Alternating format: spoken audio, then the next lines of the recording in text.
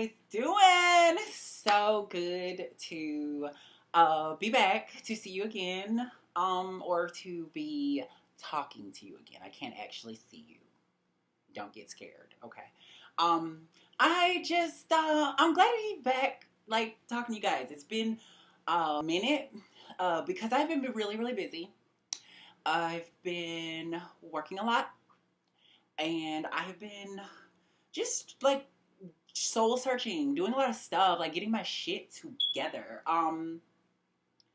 So as you guys know, I had that motorcycle accident in March of 2017.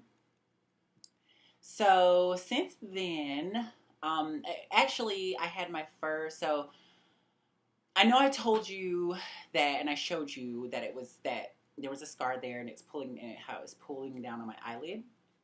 So I actually had a small surgery, which is called a canthropexy, in which they just sort of corrected that lower eyelid as much as possible.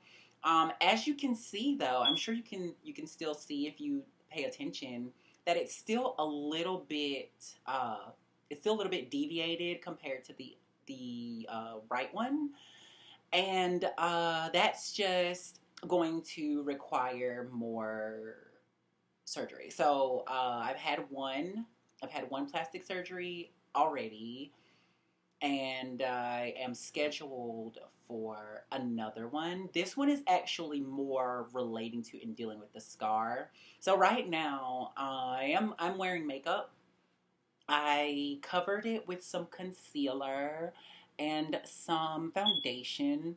But I bet if you, I'm not really sure because I can't, it's hard for me to, yeah, if you look really hard, you can see like that spot where my face is shinier than the rest of my skin. So the skin there is shinier than the rest of my skin. That's where the scar is. So it's covering, the makeup is covering that scar. And I have another a plastic surgery scheduled for December. So for the middle of next month. Funny because it's actually right before the holiday, the big December holiday.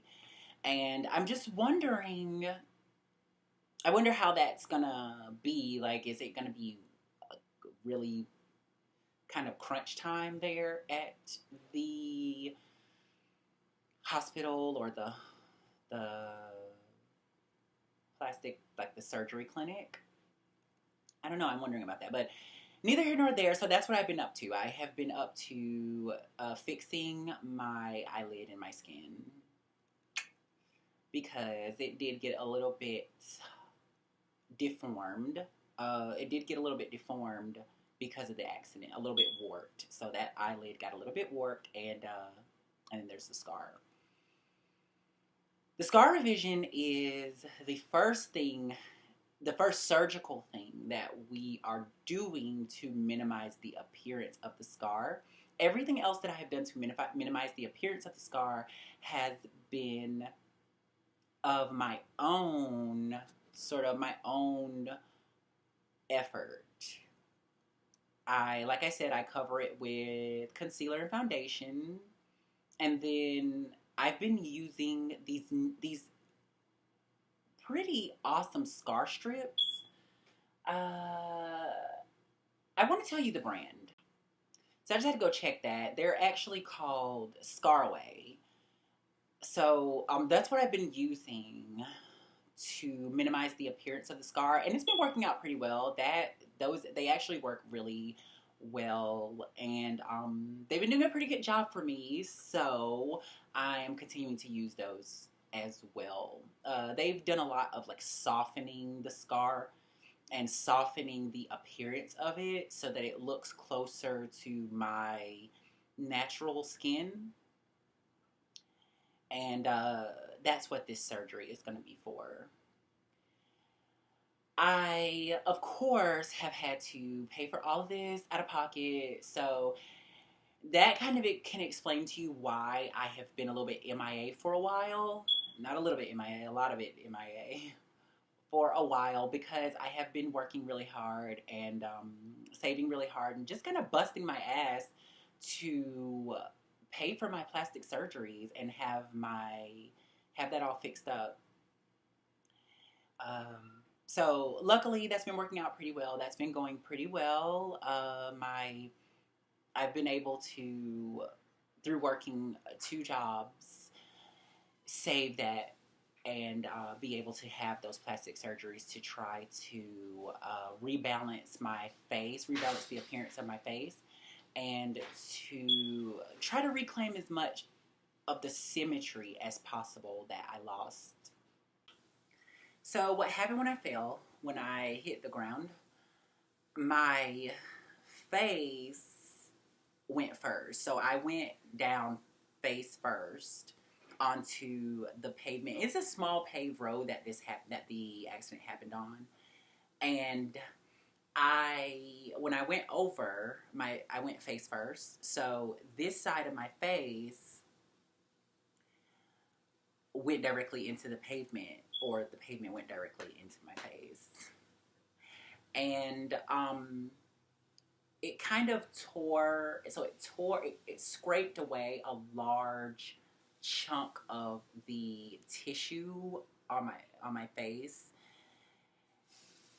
When it first happened, it was probably about it was a gash about that wide of just like a chunk of missing tissue. It was pretty grotesque and pretty horrible. It was like some zombie apocalypse Halloween Town type shit. Like it was weird.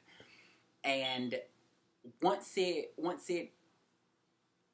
closed, it the only way for it to close was for those two pieces of edges of skin to pull together and seal together to create the most natural barrier possible.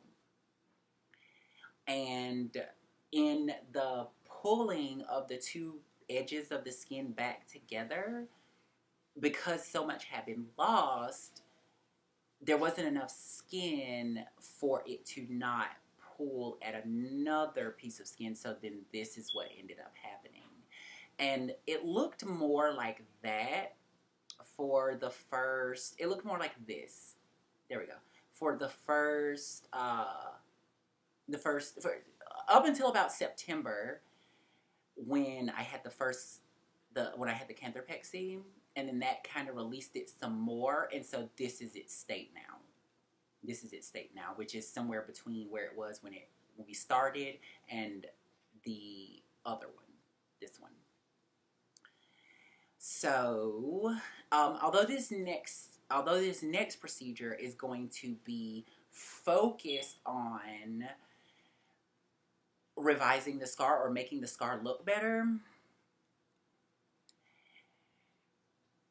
it's also going to help with some of that pulling of the skin. It's going to loosen that scarred area and therefore allow my lower eyelid to move back to its original position more like this one is essentially what this next step is all about.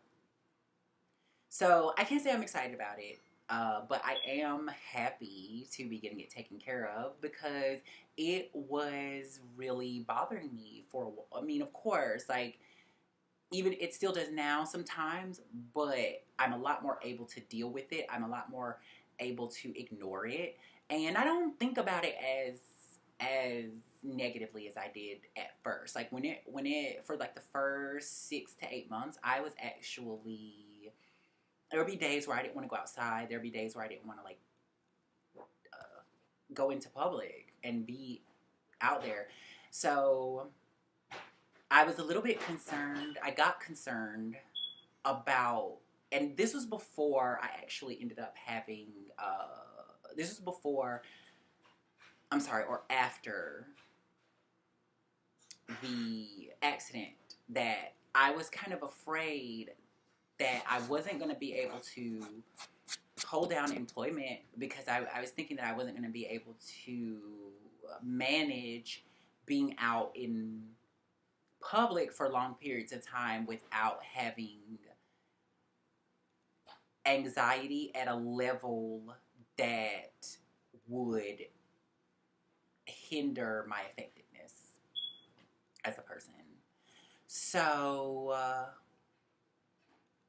I just kind of had to do some real soul searching and go deep down and find my true self-worth over a few months, and that helped. I mean, it helped me out a lot. I'm actually very proud of myself for how hard I actually threw myself into work and how hard I worked after the accident, because like I said, I was concerned about my anxiety level and how I was going to feel about being around people for long periods of time with the scarring.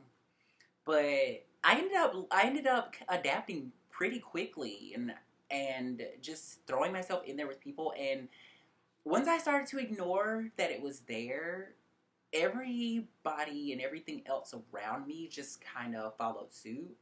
So it's kind of something that I've learned to and am able to ignore better now. It's not that it doesn't bother me, it's not that I don't want it fixed. Of course, I do want it fixed, but it also helps knowing that I have an option. I have found a doctor to help me. So, I'm pretty happy about that, although not excited. And, yeah, I'm just kind of waiting on that. I've been, I know I told you guys before that I was wanting to definitely work on starting my own business. So I've been doing that kind of on the side, just little things here and there. I have, I had these, I ended up finding, let's just say this, let's kind of backtrack a little bit. I ended up finding work at this spa and massage therapy. So I've been definitely more focused on that because it's steady work. Whereas when I have to advertise and do everything myself, work is a little bit more spotty.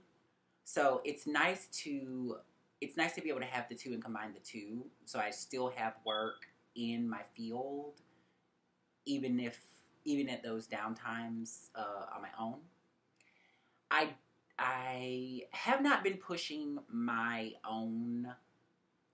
I have not been pushing my own. Well, it's not that I haven't been pushing I haven't been pushing my own business as much. I've kind of put it on the. I won't even say on the back burner. I've kind of put it on a side burner to focus on where the easier money is, because girls gotta do what a girl's gotta do, and I've had to save to pay for these surgeries. So I've had to make sure that I have the steady work, or else how am I gonna pay for it? So that's what I have been doing. I kind of put on the back burner for a little while, and just kind of focus all my energy for about a year now on going at it hard, attacking the situation hard by working hard and just putting my money to the side so that I can get this squared away. And that's pretty much it, what I've been up to as far as this goes and my whole transition. I've stopped calling it a transition because at this point I don't feel like I'm transitioning anymore. I feel like I am the woman that I came here to be, and yeah, so I don't really feel like I'm in transition anymore. I know I am. I know that it's, I mean, I'm still taking, of course, I have to still take my androgen blockers and my estradiol, so I have to still take the hormone replacement treatment. Uh, but I don't know. I just feel a lot more settled in my body now, and a lot more settled in my life as it is now. So that's where that feeling of not really so much feeling in transition anymore, and that's a good feeling. This I'm sure you noticed the tiara. No, it's not that I think I am, that bomb princess, but I just this is actually my niece's, and it was just sitting on the table, and I have a tendency to do things like that. Pick up things that aren't mine but that are sparkly and cute, and wear them. Because why leave them in space that I use if not for me to play with it? So that's what that's why I have this thing on. I know it's a little bit weird, but I like it. I think I look regal. I'll take it off now. And yeah, that's pretty much all my happenings, everything that I've been up to and been doing with my time since the last time I talked to you guys. Do you like my kitty ears? I have been rocking these things. They're a little bit uneven, I see, I know. Let me just back up. I've been rocking these kitty ears for a few weeks now, probably about 3-4 weeks, off and on. And I have to say, I'm really digging it. Like, when I did it at first, it was just a way to keep my hair detangled and stretched while it dried after washing. But now I've kind of flipped it into a little style, and it's kind of becoming like a bit of a thing. I kind of, you know how when you do something for long enough and then you start to picture yourself that way in your head, and then so it's like it becomes like a signature. That's what happened with really long braids for a while, and then now that's what has happened with the kitty ears. So that's what I've been. That's how I've been rocking my hair, and I don't know. I guess that's it. I don't really have too much for you. I think I know I will think of stuff because I got a lot of crazy things that have happened since the last time I talked to you guys. So I think I will end it here, and then I will just tell you some of those stories over time as I think about and remember them and things that might be interesting or cool. I have been doing some other stuff as far as my own work, my own entrepreneurial type endeavors, that actually everything is not actually involving massage therapy. So I got some other cool things going on. I know maybe you know or maybe you don't, but I actually do visual art as well, and that is probably, it's like, as far as like professions of my spirit, like what my soul wants to or likes to do for work, leisure, all that.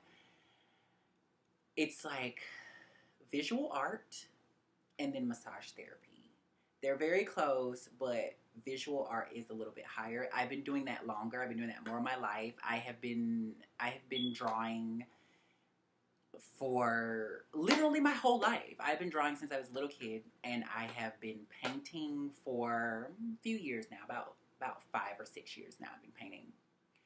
So I have been I have been finding and formulating new ways to use those skills as well and use those talents as well, because it's always been a dream of mine, but I've never applied the energy to it that I'm able to just recently. I haven't been able to apply the energy towards it, or the energy towards making it into a thing that can grow my income. So I've been doing that lately, trying to formulate new ways to actually use my art to grow my income. So with that being said, I cre- I created these T-shirts out of one of my drawings. So I am gonna show you that. I'm gonna show you that. So I did create these,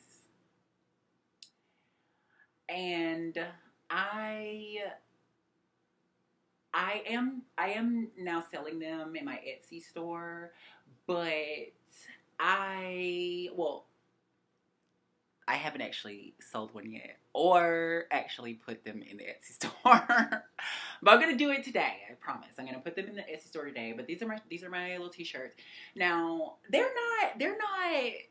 I guess they're up to par, but they're not as exactly like I wanted them to be. I would have hoped to get more detail, but I was a little bit off. It's all my fault. I was a little bit off on the brightness when I was designing them.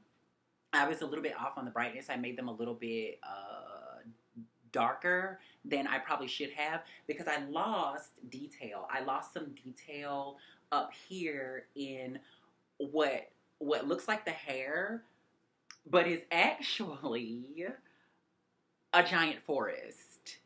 So I wanted it to look like a cross between, and on the drawing it actually looks more like a cross between hair and a giant forest. But for whatever reason, I got the brightness wrong. And so it's a little bit darker than I want it to be. And then down here at the bottom in his little beard here, that's actually sort of a dark sea. But again, everything kind of got a lot darker than I meant for it to get. So there you go. There goes my little t-shirts there. Like I said, if you are interested in one of those, you can get that in my Etsy store. And yeah, so I've just been doing a bunch of little stuff like that and trying to figure those things out. And yeah, so that's it, guys. I love you and you're awesome. Thank you for listening to me ramble. Bye.